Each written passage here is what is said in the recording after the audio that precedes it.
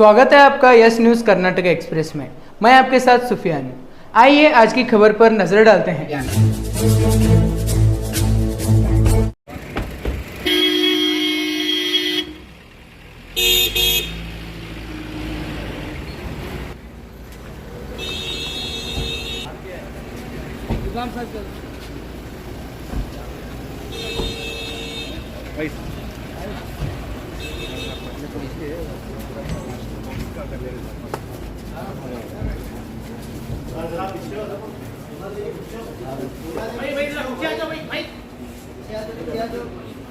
भाई पीछे आ जाओ भाई। ओके।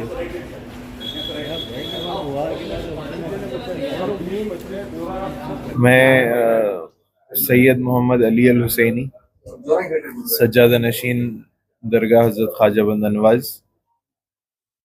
मैं आज इसीलिए आप लोगों के सामने हूँ कि आज से मेरा दौरा शुरू हुआ है कैंपेन के लिए, वक्फ इलेक्शन के लिए मैं अपना नाम नॉमिनेट किया हूँ। ये सिर्फ एक नियत के तहत कि मैं वक्फ बोर्ड में मेंबर की हैसियत से चुन के आऊँ और जितने भी मुतवल्लियान हैं, जितने भी वक्फ इंस्टीट्यूशंस है कर्नाटक में, मैं उनकी खिदमत कर सकूं। तो मेरी यही नियत है और मैं सारे वोटरों से जो वोटर लिस्ट में शामिल हैं उनसे गुजारिश करूंगा कि मुझे वोट करें और मुझे अगर आप लोग जिता के लाएंगे तो मैं आप सबकी बेहतर से बेहतर खिदमत कर सकूं और आप लोगों के मसले मसाइलों को जो वक्फ बोर्ड में फंसे हुए हैं या मुश्किल हो रही है उन सबको आसानी से हल कर सकूं। यही मेरी गुजारिश है। मेरे दादा, मेरे वालिद, उन लोगों ने बहुत दो तीन तीन बार वोट बोर्ड की नुमाइंदगी की और लोगों की खिदमत की। यही हज़रत ख्वाजा बंदा नवाज की तालीम भी है कि लोगों की खिदमत करना है। तो उसी मंशे से मैं भी आया हूँ। मैं चाहता हूँ कि आप लोग मेरी आवाज़ पर मुझे वोट करें और मुझे मौका दें खिदमत करने का। शुक्रिया। आज के हालात जो है इस पर आपका क्या कहना है? देखिए, मुसलमान के हालात आज सब हम ही उसके जिम्मेदार हैं, क्योंकि हम अपने बच्चों को सही तालीम दिलाएंगे, सही उनको राह दिखाएंगे, सही तरबियत करेंगे तो बेशक मुसलमान बेहतर से बेहतर मुकाम पर पहुंच सकता है। कि हमको उनको खुद मुख्तार बनाना है, उनको अपने पैरों पर खड़े होने की जिम्मेदारी देनी होगी। जब तक हम अपने घरों में रखेंगे, उनसे लाड़ करेंगे अपने बच्चों से, तो वो तरबियत नहीं होगी। हमको अच्छी तरबियत देने की ज़रूरत है ताकि वो ज़िम्मेदार बने, ज़िम्मेदार बनकर तालीम हासिल कर कर कुछ बन सकें। कुछ बनेंगे तो फिर वो दूसरों की मदद कर सकेंगे, कुछ भी नहीं बनेंगे तो वो दूसरों की मदद कैसे करेंगे।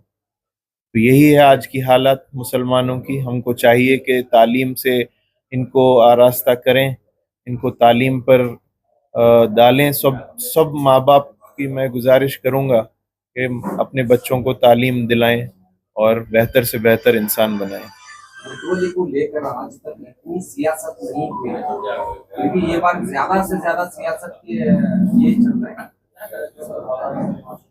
ये अब शायद अपने मेंबर चुनाने के लिए ये ऐसी काम हो रहे हैं, लेकिन मुतवल्ली का इलेक्शन हमेशा सिर्फ मुतवल्लियों के हद में ही रहा है। तो इस बार बहुत सारी ताकतें उसके पीछे लगी हैं। खैर, मैं उसके बारे में बात नहीं करूंगा, लेकिन मैं अपना इलेक्शन लड़ना चाहता हूं, मैं अपने बलबूते पर आना चाहता हूं, मैं आप सबकी मदद से आना चाहता हूं। ये मेरा अपना एक मंशा है। मेरे वालिद मोहतरम ने मुझे बहुत बहुत ज़माने से इसकी तरबियत की है कि वक्फ में क्या क्या काम करने चाहिए, कैसा कैसा आगे बढ़ना चाहिए। तो उसी ज़रिए से मैं इंशाल्लाह आगे बढ़ना चाहता हूँ। सर, आप हाफिज कुरान हैं, मॉडर्न एजुकेशन में आपने हासिल किया है, तो ये आने वाले मुतवल्लियों को आप कैसे समझते हैं? काफी सारे यंग मुतवल्लीज भी आप आ रहे हैं, उनके लिए क्या मैसेज? देखिए, तालीम, वही मैं कह रहा था कि आप अगर किसी इदारे के मुतवल्ली हैं तो ये आपका सबसे अहम फ़र्ज़ होगा कि आप पहले वक्फ एक्ट को पढ़ें, उसके बारे में जानें, वक्फ के अक़साम जानें। ये हम जब तक उसके बारे में इल्म हासिल नहीं करेंगे तो हम किसी चीज़ में अपनी चीज़ को डिफेंड भी नहीं कर सकेंगे। तो हमको चाहिए कि उसका इल्म हासिल करें, फिर हम उस पर काम करें। नया कॉन्सेप्ट क्या है सर, क्या देना चाहते हैं आप? देखिए, डेवलपमेंट ही मेरा अहम मुद्दा रहेगा, क्योंकि कई ऐसे इदारे हैं जिसके पास बेहद ज़मीनें पड़ी हुई हैं, बेहद वक्फ प्रॉपर्टीज़ है, लेकिन उनकी माली हालत वैसी नहीं है उस इदारे की कि उस पर कुछ बना सकें। तो अगर उसके लिए कोई तरकीब हम निकाल सकें, गवर्नमेंट से मिलकर, माइनॉरिटी डिपार्टमेंट से मिलकर, वक्फ डिपार्टमेंट से मिलकर, बोर्ड से, वक्फ काउंसिल से, बहुत सारे स्कीम्स हैं, बहुत सारे ऐसे फंड्स आते हैं, लेकिन उसका सही इस्तेमाल अगर हो तो बहुत सारे इदारों को बेहतर से बेहतर फ़ायदा होगा। रिसेंटली जेपीसी मीटिंग में आप थे, वक्फ अमेंडमेंट बिल के चलते आपने एक रिप्रेजेंटेशन भी दिया, उसके बारे में कुछ बताइए। जी, वो बिल के हम लोगों ने जो ऑब्जेक्शंस रेज किया वो रूल्स के तहत हम डिस्क्लोज नहीं कर सकते, लेकिन हम लोगों ने बहुत मेहनत की है उसके पीछे और सारे ऑब्जेक्शंस और सजेशंस भी दिए हैं कि अगर गवर्नमेंट अमेंडमेंट चाहती ही है तो कम से कम हम सबको कम से कम एक मशावरती इजलास बुलाए और हम सबसे मशवरा करें और एक बेहतर से बेहतर अमेंडमेंट जिसमें वक्फ का तहफ़्फ़ुज़ हो।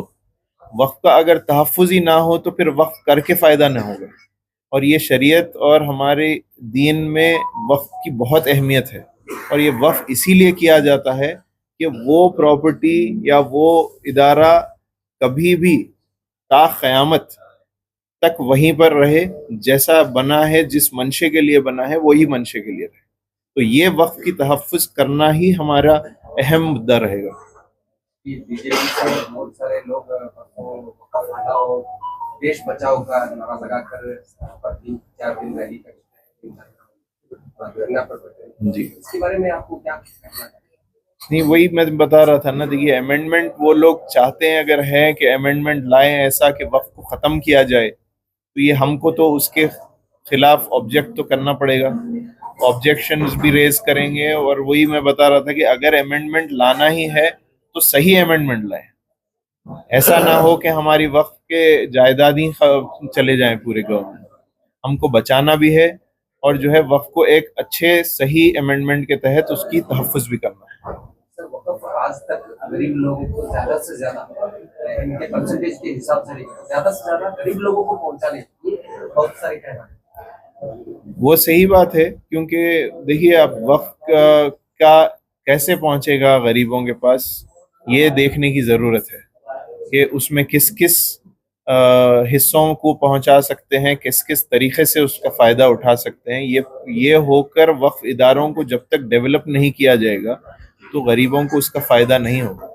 जैसे कि खानखाहों में खाना बनता है, खाना बंटता है, तो कम से कम खाने का इंतज़ाम हो जाता है, लेकिन इदारे बनेंगे तो उनके बच्चों की तालीम हो जाएगी, एजुकेशनल इंस्टीट्यूशंस अगर वक्फ प्रॉपर्टीज़ में बनते हैं तो ये सब चीज़ें डेवलप होना ज़रूरी है। वक्फ प्रॉपर्टीज़ पे अगर एजुकेशन हो और मदारिस हों, ये सारी चीज़ें बनेंगी तो तालीम मुफ्त होने का इम्कान हो सकता है। ಯಾವುದೇ ಹೊಸ ಸುದ್ದಿಯನ್ನ ನೋಡಲು ನಮ್ಮ ಎಸ್ ನ್ಯೂಸ್ ಕರ್ನಾಟಕ ಎಕ್ಸ್‌ಪ್ರೆಸ್ ನ ನೋಡ್ತಾ ಇರಿ, ಹಾಗೆ ನಮ್ಮ ಚಾನೆಲ್ ನ ಸಬ್ಸ್ಕ್ರೈಬ್ ಮಾಡಿ, ಬಾಜು ಇರುವ ಬೆಲ್ ಐಕಾನ್ ಅನ್ನ ಕ್ಲಿಕ್ ಮಾಡಿ, ಹಾಗೆ ನಮ್ಮ ಚಾನೆಲ್ ನ ಲೈಕ್ ಮಾಡಿ, ಶೇರ್ ಮಾಡಿ. ನಮ್ಮ ನಡೆ ಸತ್ಯದ ಕಡೆ.